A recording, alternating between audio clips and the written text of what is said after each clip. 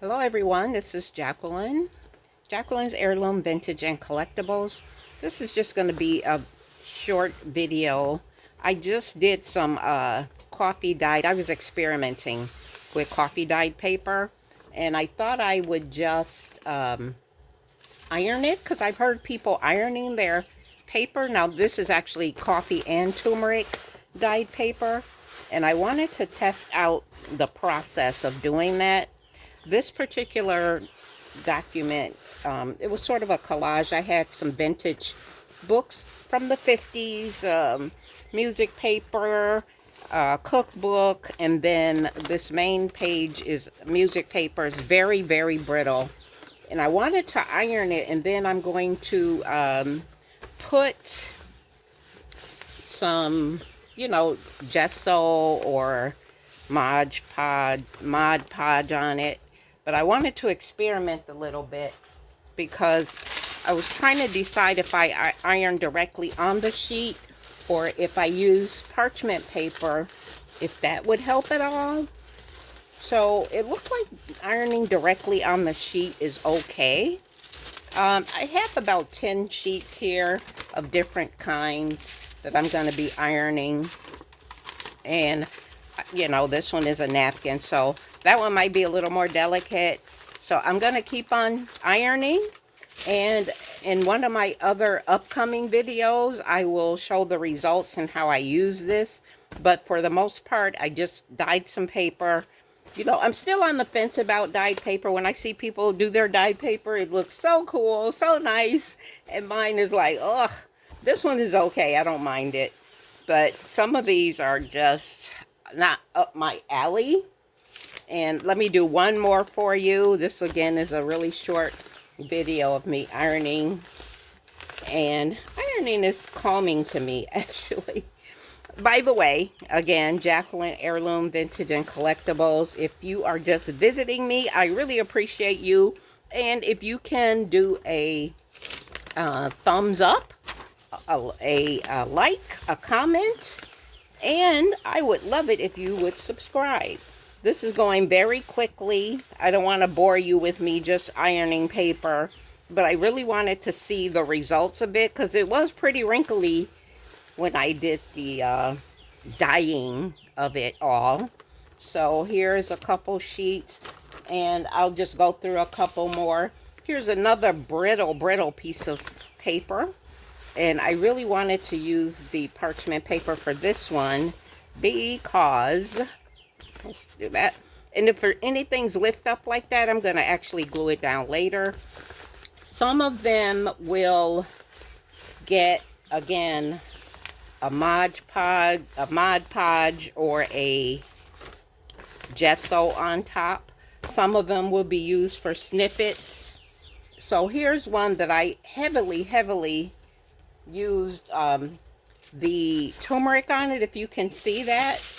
Again, I'm on the fence on it about it, but I think we can make anything as far as like creativity and paper look good. So I'll find a way to actually feel better about it. It's pretty grungy. And these were some papers that I was really experimenting with related to, I just wanted to do some collage type things. Let me do it directly.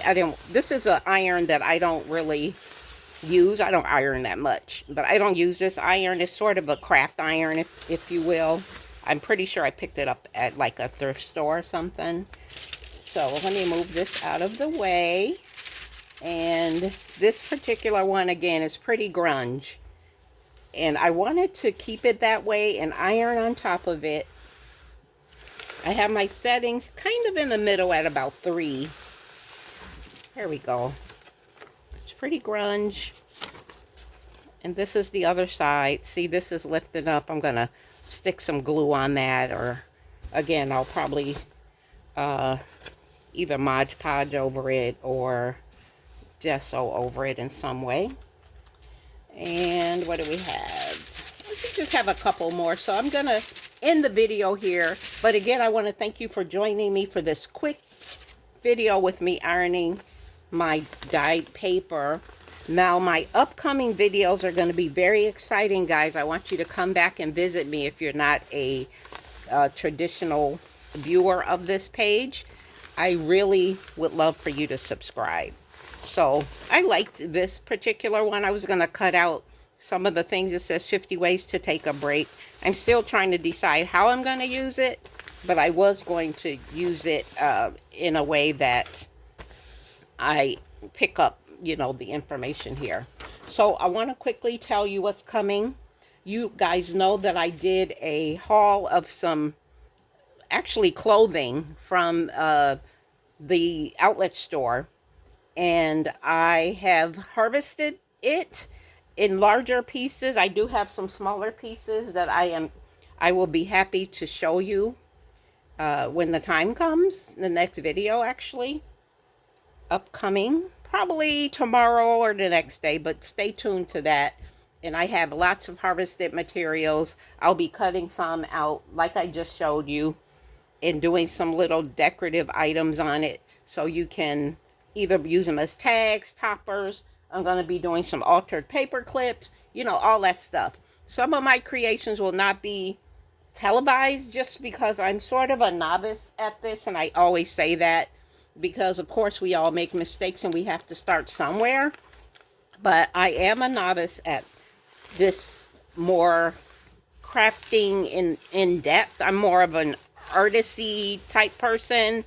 And see, this one I already have put some Mod on it, some Mod Podge, not Modge. I always say that. And this one, if I have something that already's been sort of treated, I will use the wax paper to iron on top of it. But these were some writings that I had, notes, as you can see.